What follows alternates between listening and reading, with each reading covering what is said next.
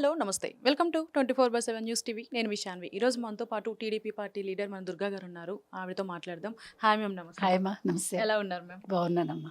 Yeah ma'am మన ఏపీలో చూసినట్లయితే లైక్ ఏంటంటే శ్యామల గారు ఉన్నారు ఆవిడ ఎప్పుడు ప్రెస్ మీట్ పెట్టినా సరే లైక్ ఎక్కువ మన చంద్రబాబు నాయుడు గారిని అలాగే మన పవన్ కళ్యాణ్ గారిని ఎక్కువ విమర్శిస్తూ ఉంటారు అండ్ రీసెంట్గా కూడా ఆవిడ ఒక వీడియో రికార్డింగ్ డ్యాన్స్కి సంబంధించి కొన్ని వీడియోస్ కూడా మనం చూసాము అంటే అలాంటి ఆవిడ ఇట్లా అంత పెద్దవారిని విమర్శించడం కరెక్ట్ అంటారా అసలు ఎవరిని అంటే సందర్భం లేకుండా విమర్శించకూడదు ఫస్ట్ థింగ్. సెకండ్ థింగ్ ఏంటంటే అసలు శ్యామల గారి స్టేచర్ ఏంటి? ఎందుకంటే ఆవిడకి ఇవాళ అధికార ప్రతినిధి హోదా వచ్చింది. ఎందుకు వచ్చింది? ఒక కథ చెప్పి ఆవిడ అది మీరే తెలుసుకోండి అన్నట్టుగా మాట్లాడి, మీకు తెలుసు ఒక గుంటనక్క ఒక ఇది కథ చెప్పి ఆవిడ ఒక అధికార ప్రతినిధి హోదాని పొందారు. కానీ నిజంగా ఆవిడకి అంత స్టేచర్ లేదు. ఒకటి. రెండు, నువ్వు ఏం మాట్లాడుతున్నావు, ఎందుకు మాట్లాడుతున్నావు అని మనం శ్యామలను అడుగుతున్నాం. ఇప్పుడు విమర్శించడానికి కూడా ఒక స్టేచర్ ఉండాలి ఫస్ట్ థింగ్. సెకండ్ థింగ్, నిజంగా ఒక అంశం ఉండి దాని మీద నువ్వు సద్విమర్శ చేస్తే ఎవరైనా తీసుకుంటారు. కాబట్టి ఆవిడ స్టేచర్ చూసుకోవాలి. ఆవిడ వయసుకు తగ్గట్టుగా ఆవిడ అంత అధికార ప్రతినిధి అయినా కూడా ఆవిడ కొంచెం ఆలోచించి మాట్లాడితే, ఎందుకంటే ఇప్పుడు ఆవిడ ఇప్పటికే చాలా కోల్పోయింది. ఈ ఒక రకంగా అంటే ఈ కథ చెప్పటం వల్ల నిజంగా ఆవిడ చాలా నష్టపోయింది చెప్పాలంటే. ఆ కథ వల్ల ఆవిడ వైరల్ అవ్వడం పక్కన పెడితే దానివల్ల అసలు వైసీపీకి కూడా చాలా నష్టం జరిగింది. ప్రజలు యాక్సెప్ట్ చేయలేదు దాన్ని. ఎందుకంటే మనం ఎవరిని అంటున్నాము, ఎందుకు అంటున్నాము, ఒక నాయకుడి కోసం మనం కొన్ని మాట్లాడకూడదు. నాయకుడు మనకి నచ్చాడు లేదు, మనకు ఒక పార్టీ మనకేదో మంచి చేస్తుంది అనుకుని మనల్ని మనం మర్చిపోయి మాట్లాడకూడదు. సో అది ఆవిడ చాలా దానివల్ల ప్లస్ అవుతుంది వైసీపీకి అనుకున్నారు ఆ రోజు. కానీ అదే ఆ రోజు వైసీపీకి మైనస్ అయింది. ఇవాళ అదే శ్యామల గారికి మైనస్ అవుతుంది. మ్యామ్ అలాగే మన గుంటూరు మిర్చి ఇష్యూ ఏదైతే ఉందో దీనికి సంబంధించి మన చంద్రబాబు నాయుడు గారు వెళ్ళి మినిస్టర్ గారిని కలవడం జరిగింది. అంటే నిజంగానే దానికి రేట్ లేదనుకోవచ్చా? రేటు లేదంటే ఇప్పుడు లేదండి. ఎందుకంటే మనకి ఎగుమతులు ఆగిపోయాయి. మనకి సాధారణంగా మీకు తెలుసు గుంటూరు మిర్చి అనేది ఇంచుమించు అసలు మన ఆంధ్రప్రదేశ్లో మనం తీసుకుంటే 44% మొత్తం మిర్చి పంట ఉంటుంది మనకి. ఓవరాల్గా భారతదేశంలో మనకి 4-5 ప్లేసెసే. మనకి ఖమ్మం ఒకటి ఉంది, అట్లా మధ్యప్రదేశ్ అట్లా ఒక 5 ప్లేసెస్లోనే మిర్చి పంట వేస్తారు. సో మనం ఒక 5 కంట్రీస్కి మనం మిర్చి ఎగుమతి అవుతుంది. ఈసారి ఎగుమతులు తగ్గాయి మనకి. తగ్గడం వల్ల ఏమైంది, మీకు రేట్ అనేది మీకు తెలుసు ఏదైనా కూడా ఫ్లక్చువేషన్ ఉంటుంది. మా హయాంలో మేము 23,000కి ఇచ్చాము, 22,000కి ఇచ్చాము అంటారు ఆయన. ఒక్కసారి జీవో నెంబర్ 28 జగన్మోహన్ రెడ్డి గారిని చూసుకోమని ఈ సందర్భంగా మనం చెప్తున్నాం. ఎందుకంటే అందులో 7,000 క్వింటాల్కైనా ఫిక్స్ చేయడం జరిగింది రేటు. ఇప్పుడు వీళ్ళు 11,600 రూపాయలకి ఇవాళ రామ్మోహన్ నాయుడు గారు అడగడం జరిగింది.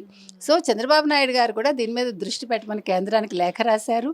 నిన్న వెళ్ళినప్పుడు కూడా యాక్చువల్గా నిన్న వెళ్ళింది కూడా ఈ మిర్చి ధర దీని మీదే వారు వెళ్ళడం జరిగింది. సరే వెళ్ళాక అక్కడ నిన్నను ఆవిడ ఢిల్లీ ముఖ్యమంత్రిగా ఆవిడ ప్రమాణ స్వీకారం చేయడం, ఆ కార్యక్రమంలో కూడా పాల్గొన్నారు. దాని మీద జగన్మోహన్ రెడ్డి గారు ఇవాళ ఏదో విమర్శలు గుప్పించారు. కానీ అవి కాదండి. చంద్రబాబు నాయుడు గారికి ఎప్పుడూ కూడా రాష్ట్ర ప్రయోజనాలు ముందు, తర్వాతే మిగతావన్నీ కూడా. ఎందుకంటే వారు కూటమిలో ఉండడం వల్ల మీకు తెలుసు మోదీ గారు వారికి ఇచ్చే ఇంపార్టెన్స్ ఏంటో. అందులో మోదీ గారనే కాదు మొత్తం కేంద్రంలో వారికి ఉండే ఇంపార్టెన్స్ మీకు తెలుసు. ఆ రకంగా వారికి ఎక్కడికి వెళ్ళినా కూడా వాళ్ళు ముందు ఆహ్వానించడం జరుగుతుంది. అంతే తప్ప ఇవాళ మిర్చి విషయంలో తీసుకుంటే జగన్మోహన్ రెడ్డి గారు నిన్న తొందరపడి వెళ్ళడం మీకు తెలుసు మిర్చి ఘాట్ ఏ రకంగా వారికి తాకిందో. ఆ ఘాట్ ఇంకా ఉంటుంది వారికి. కాబట్టి అక్కడికి వెళ్ళి ఆయన ఏదో బల ప్రదర్శన చేశారు. మేము అక్కడికి వెళ్ళి మేమేమి మీటింగులు పెట్టము, మేము బల ప్రదర్శన చెయ్యము అంటూనే ఆయన కొంతమందిని తీసుకెళ్ళి సీఎం అనిపించుకోవటం, జై జగన్ అనిపించుకోవటం, ఇది ఎంతవరకు సబబు వారే ఆలోచించుకోవాలి. పెయిడ్ బ్యాచే కంపల్సరీ. మీరు ఇంకొకటండి, మీరు కావాలంటే ఆ కంఠాలు వినండి. మీరు ఇప్పటికొక మొత్తం 10 ప్లేసెస్కి ఆయన వెళ్ళారు. మీకు వరదల టైంలో, తర్వాత మన తిరుపతి స్టాంపీడ్ అప్పుడు హాస్పిటల్కి వెళ్ళినప్పుడు, తర్వాత వల్లభనేని వంశీ దగ్గరికి వెళ్ళినప్పుడు, ఇక్కడ అంతకుముందు అంటే ఎక్కడికి వెళ్ళినా మీకు అదే గొంతులు ఉంటాయి, అదే పెయిడ్ బ్యాచ్ ఉంటుంది. వాళ్ళు జై జగన్ సీఎం అంటేనే ఆయన మాట్లాడగలరు. అంటే స్క్రిప్ట్ లేకుండా వారు మాట్లాడలేరు అనుకోండి. అది అందరికీ తెలిసిన విషయం.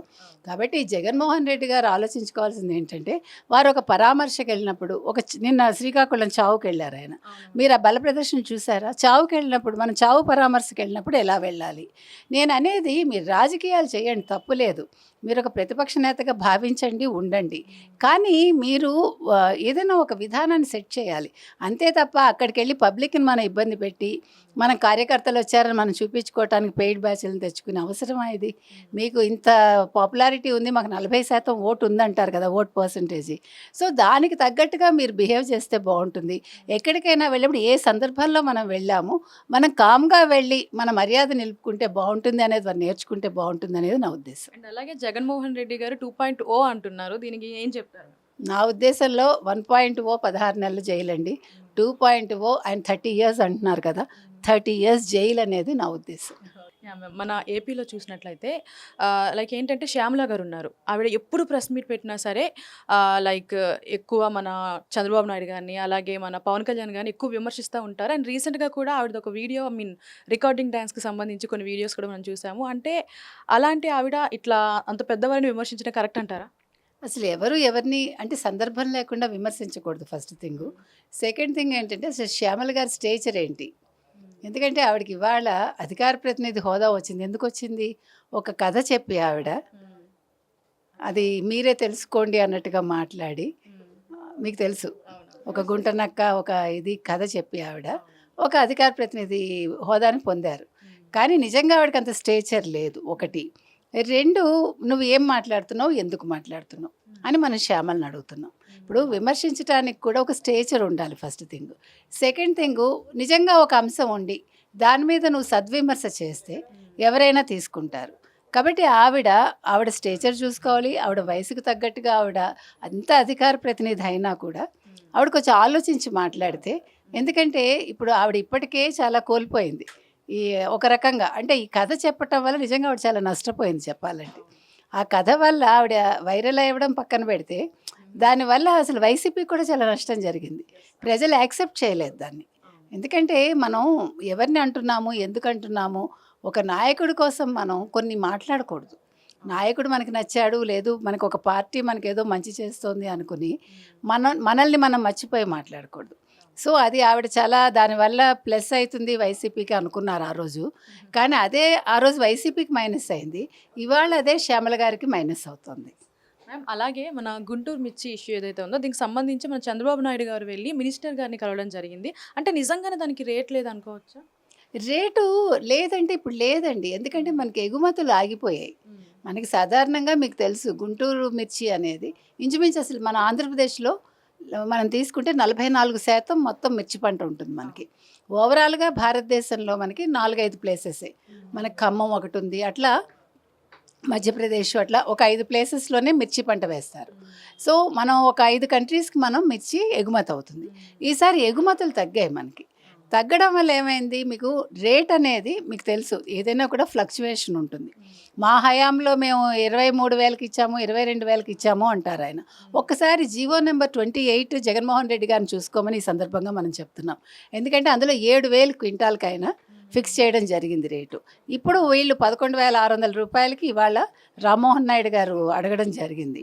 సో, చంద్రబాబు నాయుడు గారు కూడా దీని మీద దృష్టి పెట్టమని కేంద్రానికి లేఖ రాశారు. నిన్న వెళ్ళినప్పుడు కూడా యాక్చువల్‌గా నిన్న వెళ్ళింది కూడా ఈ మిర్చి ధర దీని మీదే వారు వెళ్ళడం జరిగింది. సరే వెళ్ళాక అక్కడ నిన్నను ఆవిడ ఢిల్లీ ముఖ్యమంత్రిగా ఆవిడ ప్రమాణ స్వీకారం చేయడం, ఆ కార్యక్రమంలో కూడా పాల్గొన్నారు. దాని మీద జగన్మోహన్ రెడ్డి గారు ఇవాళ ఏదో విమర్శలు గుప్పించారు.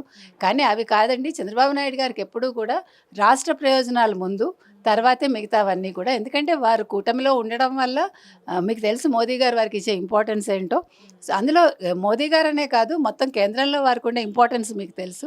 ఆ రకంగా వారికి ఎక్కడికి వెళ్ళినా కూడా వాళ్ళు ముందు ఆహ్వానించడం జరుగుతుంది. అంతే తప్ప ఇవాళ మిర్చి విషయంలో తీసుకుంటే జగన్మోహన్ రెడ్డి గారు నిన్న తొందరపడి వెళ్ళడం మీకు తెలుసు మిర్చి ఘాట్ ఏ రకంగా వారికి తాకిందో. ఆ ఘాట్ ఇంకా ఉంటుంది వారికి.